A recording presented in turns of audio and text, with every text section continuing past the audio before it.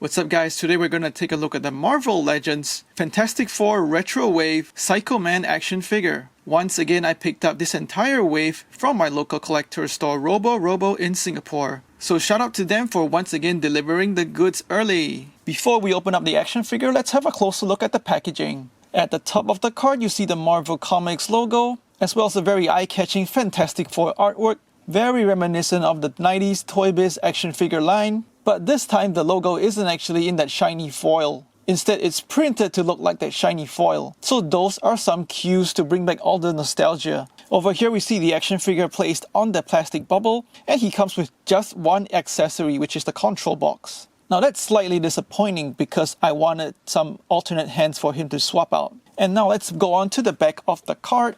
That same Fantastic Four title at the top for consistent branding, artwork of Psycho Man holding his control box, and there's another separate line work over here just to show that action figure and his control box. There's a description of the character plus all the other figures in the wave, and finally at the bottom we have some product information. So let's go ahead and get him open. So with these retro style carded figures, I try to slice the bubble off the card in order to preserve that card, and that's how I open my figures. But it's impossible to keep the entire card intact because at the bottom there is a portion that is sealed to that plastic bubble. First up we take a look at his only accessory, which is the control box. It's cast in a blue-gray plastic, and on the front there are 3 buttons with nice tempo work for fear, doubt and hate. Moving round the sides as well as the back of the box, you will notice that it's got a couple of design elements like vents, as well as some of these circuitry detail that looks really old school and inspired by the comics.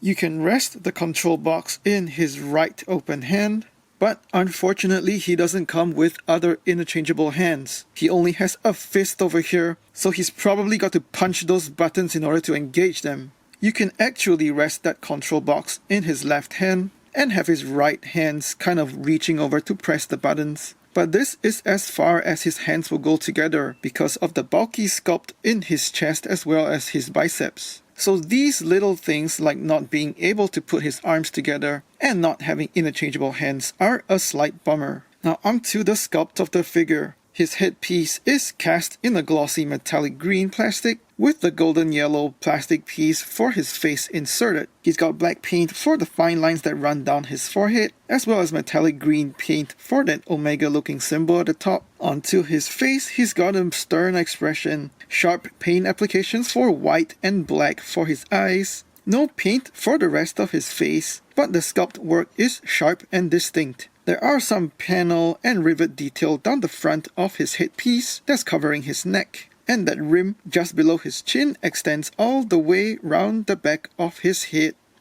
and connects back right in front. On the upper part of his torso, it's that same metallic glossy green plastic. There's some marbling going on down the front, and that's a slight distraction. This green piece is then inserted into a glossy white plastic torso that has got metallic green paint for this electrical looking element down the front of his chest. Moving on to his arms, glossy white plastic for the shoulder and the rest of the arm in that metallic green plastic. No paint on the arm, but there's sculpting work for the circle tech features that run down his arm. Onto his belt and skirt piece, it's also that same glossy white plastic with metallic green paint applications. These paint applications run all the way down to the back as well. The back of the figure is pretty plain. And now we move on to his legs. The legs are cast in a white plastic and covered with these frames that are cast from the metallic green plastic. These frames are separate pieces, and I can appreciate the work that goes into assembling his legs. There's nice sculpting work for the wrinkles and the texture of the fabric of his pants, and then we go on to his feet. The frame around his feet look like some kind of sandals. They look a little goofy, but that's faithful to his character design. So overall, there is actually not much paint being used on this figure. But because it is assembled from distinct plastic pieces of contrasting colors, and that makes the figure look interesting.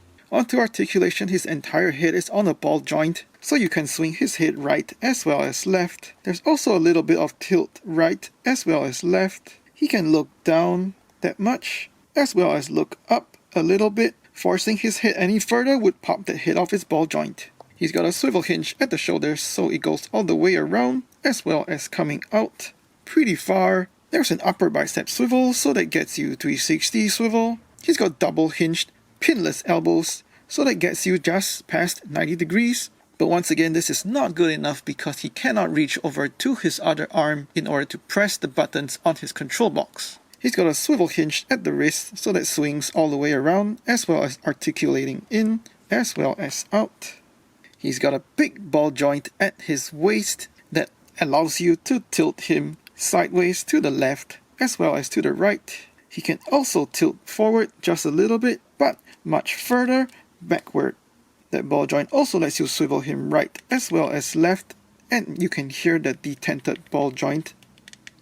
His skirt is actually keyed into his waist so it doesn't swing around, but you can slide it up just a little bit in order not to hinder his ball jointed hips. It's also soft enough for you to get good range forward and backward. He's also got an upper thigh swivel so you can swing his legs outwards as well as inwards. He's got pinless, double jointed knees, so that gets you quite a good bit of range. And also Hasbro has done quite good work into the joint in order to accommodate the frame around his legs. Just below the ring at his calf, it appears that it is a separate piece that's assembled. However, there is no calf swivel over here, so that to me is a small missed opportunity. He's got ankle tilt upwards, and that's where the frames start colliding, and the ankle also tilts downwards. And finally, he's got ankle pivot outwards as well as inwards. So he's not known to be a very active or agile character in the comics, so the articulation should be sufficient to get him into most decent poses.